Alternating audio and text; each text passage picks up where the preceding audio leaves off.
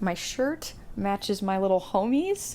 I just got my nails done, all ready to rant. Let's get into it.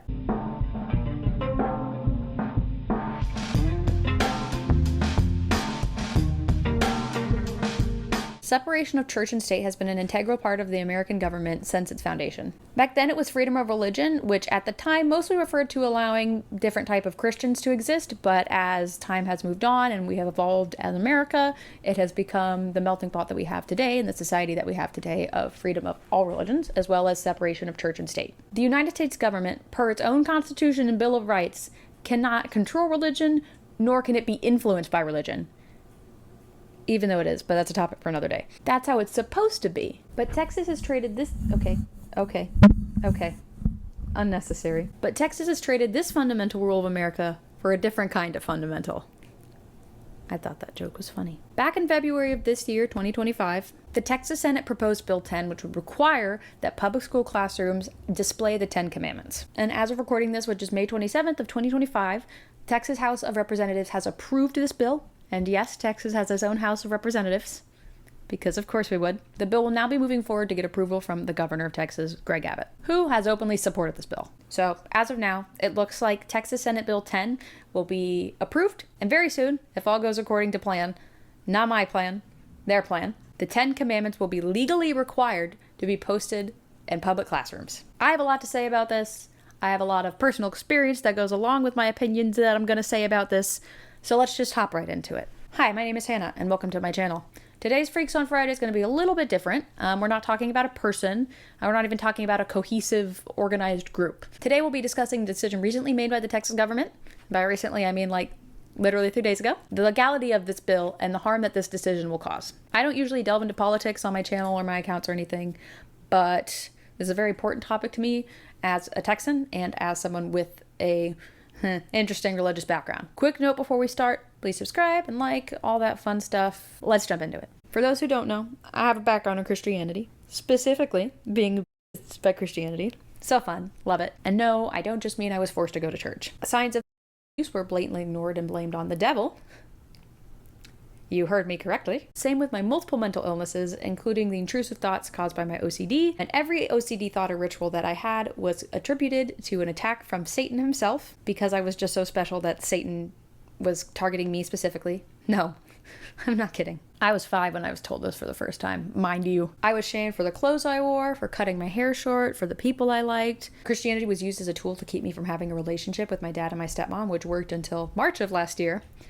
I'm 24. There's a lot more, but TLDR, I was abused by the word of God. But that doesn't mean I don't see the good in Christianity. While my main 2 caretakers used the word to abuse and shame me, the rest of my family used it to love and embrace those around them. They never once judged me for my issues, never once blamed the devil for things that were out of my control, like my mental illnesses or these big emotions that I was having as a child. They loved and supported me, and still do, and they use their religion as a motivator to be compassionate and kind to every single person they meet, regardless of anything, which is what you're supposed to do. That's what the Bible says, but what do I know? They raised their kids in a healthy and loving environment that allowed them to flourish in ways that I could never imagine for myself, and they did that including the Word of God. So I've seen both sides of the coin. I have personal experience with both sides of the coin, and I believe that I can objectively look at the situation and come to a sound, logical conclusion about this ruling and its implications. And my conclusion is that it's bad. And unconstitutional. So let's start by laying some groundwork. What is separation of church and state? Why is it important? And how does it relate to the topic at hand? I'll go ahead and read the wiki explanation for the concept of separation of church and state, because I think it does a really good job at succinctly explaining what it means. The separation of church and state is a philosophical and jurisprudential concept for defining political distance in the relationship between religious organizations and the state. Layman's terms, the government is not allowed to favor, promote, encourage, discourage, or shame any religion for any reason. Now, why is that so important? Well, my dear viewer, is to prevent an overbearing government that leads to situations like the British monarchy, where each new queen had a different religion and they killed anyone who wasn't that. I understand that that is a very dumbed down pee-pee poo-poo way of explaining that, but this video is not about the British Empire. Great. And this is partly why America did in America. Ensuring freedom of religion as a basic right to all Americans in the First Amendment to the Constitution in 1791. In the modern day, we can see the negative effects of mixing religion and government in many different countries, a lot of those currently in the Middle East, where religious minorities are prohibited from constructing religious buildings and even practicing their religion, face increasing persecution from authorities. Everyone say hello to the fat cat. And many end up fleeing as refugees. The same can be seen in China with their modern day concentration camps for Muslims. So this is why we keep those things separate. So, how does this pertain to the bill that Texas just passed? Well, public schools are government buildings set by government programs. Teachers of public schools are government employees, and therefore must follow the education laws to a T. Do they always? No, but there are many that do, and in a perfect world, they all would. Given that public schools are government institutions, they fall under the umbrella of separation of church and state. Simplified, state building equals no religious preference. We're all on the same page? Cool. While the Senate bill does not, from what I have seen, state anything about enforcing teaching the 10 Commandments in the classroom, that does not mean it won't happen. I can think of at least 3 teachers that I've had that would go ahead and teach it as part of their curriculum, unprompted, even though that's illegal. It's fine. And even if every teacher in the state follows the law set in place by the federal government to keep the separation of church and state, religion out of school, and refrains from mentioning or even talking about the 10 Commandments that are now on their wall, the act of the 10 Commandments being forced to be placed on the wall in a public government building goes against a philosophy that is fundamental to this country and goes against its own Bill of Rights and is therefore unconstitutional. Why is this being done? What arguments are being made? Southern Christians have been fighting to bring God back into public schools since the dawn of time. And no, that's not some crazy liberal conspiracy theory. I've been to several churches where the whole fucking sermon is about bringing God back into public schools. All the mega churches are currently talking about it right now. The people who voted in favor of this bill want this, and the people who voted for the people who voted for the bill also want this. So, an argument I've heard my entire life is that America was founded on Christian values, so we should bring it back into our school system. That's what we should teach. Were the founding fathers Christian? Yes. Did they also understand that other religions exist and that people shouldn't be punished for following those other religions, and literally make the First Amendment to the Constitution, making it a fundamental basic human right in America to have freedom of religion and practice whatever religion you want? Also yes. Please shut the fuck up. I've also heard the argument that if schools can make accommodations for Muslim students, why can't we have the 10 Commandments on the wall? There's so much stupid in this argument it hurts, but let me try to break it down in a way that is simplistic and not too ranty. Allowing students to step out of the class to pray, and having a set of religious rules, because that's what the 10 Commandments are, rules that you have to follow, or you go to hell, displayed in every classroom are 2 very different things. On top of that, Islam is not the only religion that gets accommodated for in school. I was accommodated for a lot in school based on my mom's crazy-ass religious beliefs, which were Christian. I was Christian.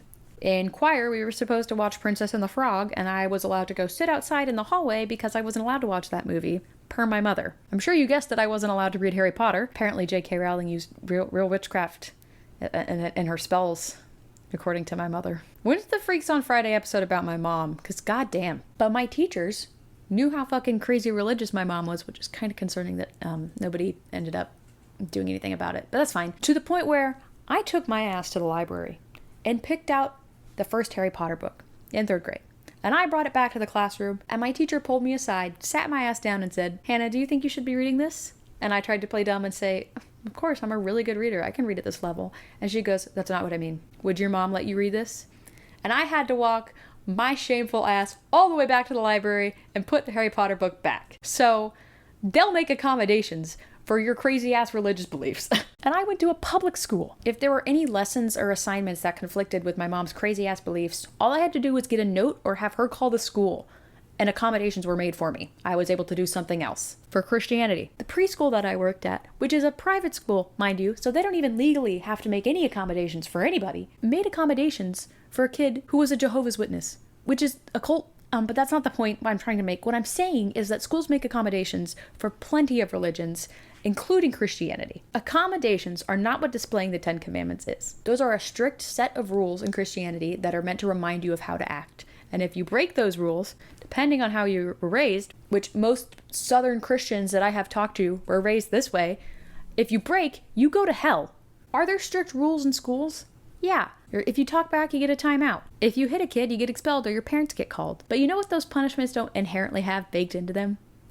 The fear of eternal damnation. And I know there's going to be those who say, that's how I was raised and that's the only way to keep children in line. No, it's not. It's just not. As someone who's been in childcare for years, you can keep children in line without telling them that they're going to go to hell. In fact, in my experience, putting that kind of pressure on the child ends up working in reverse for you and makes them want to act out more in the future. And I know this not only from my own experience, but talking to others who have had similar childhoods to mine. That and the irreparable damage that is done to a person's psyche by the constant fear of burning in hell for all of eternity. These rules and these pressures create an environment that leads to a lot of problems with children. Surprising, I know. That they bring with them into adulthood, if they even make it to adulthood.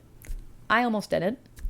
And I continue to struggle with the repercussions of what I was taught to this day. Once again, not every Christian is like this. My aunt raised my cousins beautifully, focusing on the love in the Bible instead of the hate, and they have gone on to flourish in life. Their mental illnesses and struggles were never ignored or diminished or blamed on the devil. They were nurtured and taken care of with proper medical attention, proper parental intervention and teaching, as well as prayer. But unfortunately, in my experience, this is not the norm. And taking away the one place that is supposed to be objective and secular from kids like me who knew nothing else but the abuse that they were surrounded by for the first 5 to 6 years of their life is life-threatening. Now let's get into the consequences of this bill. While those in favor of this bill will likely say that the consequences of having the 10 Commandments up in public, government buildings, friendly reminder, public school classrooms would be good ones, like kids following directions more or learning good morals from an earlier age, there are far more negative outcomes that aren't being considered by these people.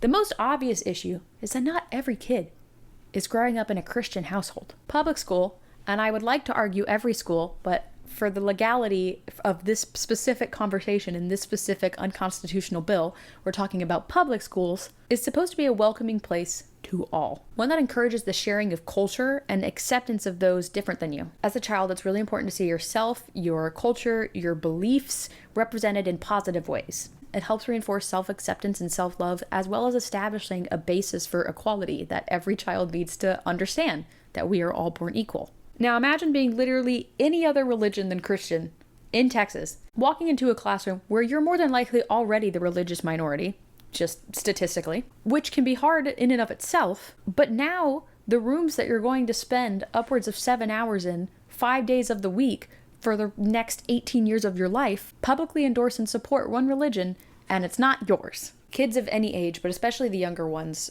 are going to see this and feel different and excluded and othered and even ashamed. They'll see other kids who are that religion pointing at the poster and talking about the things that they know, talking about this book called the Bible, talking about whatever their parents have taught them, good or bad, and they're going to feel left out and excluded and like an outcast. And that's just the most obvious problem. School was one of the only places that I really had to hear from other people and experience what their lives were like. Especially elementary school was a huge deal for me in just learning that other people exist and that there is a whole world outside of spiritual warfare. I made friends with kids of every religion and every culture, and it was my only exposure to anything different than the abuse of Christianity that I had been living in for years. I had my mom tell me that the gods my friends were worshiping were demons, and that if they didn't accept Jesus into their heart, they were all going to go to hell. And yes, for a very small wee bit of time, I was one of those little missionary kids who just repeats what their parents say. I learned very quickly that that is not how you make friends, and I already struggled making friends, so I stopped pretty quickly.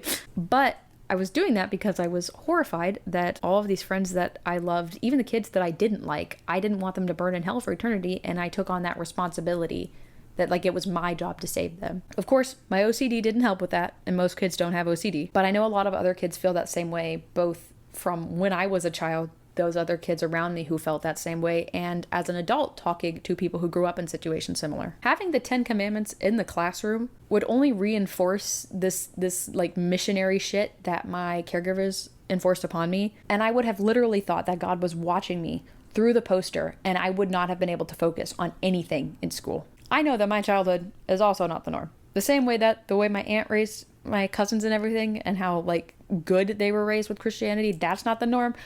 My crazy ass shit that my mom and my grandma said, not normal. The abuse I went through, not your average household. However, as someone who's been in childcare for years, I have taught kids who have said similar things to the things that I used to say as a child, who have acted in ways that are similar to the ways I acted as a child in reference to Christianity. And I know this phenomenon of religious echo chambers for these children is never going to end. And that's why having places like public school where these kids who know nothing else than what their parents berate them with 24/7 can experience the reality of life is so important without the overbearing fear of God's watchful eye or eternal damnation. Another obvious issue with this bill is that it's basically a gateway drug to reintegrate the Lord back into public schools. Whether this bill actually gets implemented or not, the fact that it passed at all and will most definitely be signed by the governor is a big deal. It's setting a precedent for future bills, not just in Texas, but in other states as well. And for the record, let me be clear, this bill would be unconstitutional for any religion. If a text from the Quran were required to be put up in classrooms, one, the backlash would be fucking insane. But two, that would also be unconstitutional. It's not just me being discriminatory towards Christianity. That just happens to be the only religion that would ever get this far in passing a bill like this in America. All right, let's talk about some logical inconsistencies that I hear in the arguments from people pro this bill. All of this talk, if I haven't made it clear enough, is about public schools, because once again, say it with me, chat, they're government buildings that follow government programs, which includes separation of church and state. If you want your kid to learn about God in school, I have a revolutionary idea to present you with. Private school. They don't have to follow those laws because they're not government institutions. They are privately owned businesses. Your child's whole curriculum could just be the Bible. Are private schools expensive? Yeah. But if it's so important to you that your child is sheltered and so pure and that they only learn what you want them to, that's on you to do what you got to do to get them into that situation. Every other religion has to do it, so why should Christianity get a pass? I'm not going to go into depth about parents forcing religion onto children and all that shit, because that's not what this video is about. But I will say that in Christianity, you are not saved until you make the active choice to accept Jesus into your heart or to get baptized or whatever branch of Christianity's version of that is. That is a choice you make on your own. And as a baby, yeah, sure, your parents can do what they need to make sure that you're safe and your soul is saved if a tragedy occurs. But there's a lot of Christian parents who don't understand that it literally says in the Bible that you have to make the active choice to follow God. Number one, children can't consent, but if we're going to ignore all of that, we as humans have to be given all of the knowledge we can and still choose God in order for it to mean anything. If I choose to believe in God because I know nothing else, or because I was abused into fearing God, am I really choosing God for any meaningful reason? No. In that scenario, it's not my choice to believe that Jesus is the Savior, because I don't have a choice. It's either that, or I suffer eternal damnation and be the disappointment of my entire family, which already was regardless, but that...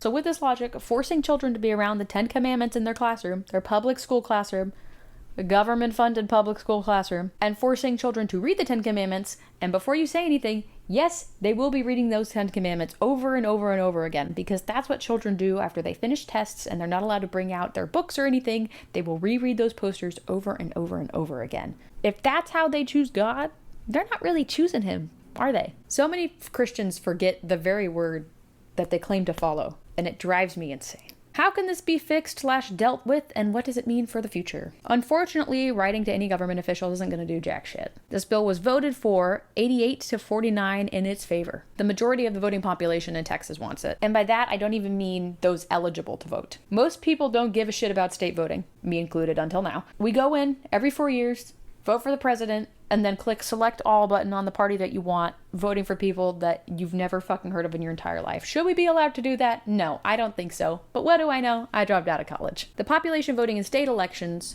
is going to be the older generations, which in Texas is heavily Republican and Christian. The ones in power, who are put in power by us, whether we voted or not, an act of not voting is voting, are doing what the mass of their supporters want so that they can stay in their position of power. And mass of their supporters want to bring God back into the public classroom. I think this is a good opportunity for all of us youngsters, me included, to actually start paying attention to state elections and using our vote for more than just the big important one every 4 years, because it's not the only important one, clearly. Politicians pass bills that their voters want so that they can stay in their position. So if we add ourselves to that voter pool, we are at least doing what we can to prevent anything else like this from happening. I think one thing that I would do as a teacher, and one thing that I know many teachers will do to combat this bill, is to have other texts from other religions up next to the 10 Commandments. There's no rules against that as far as I'm aware.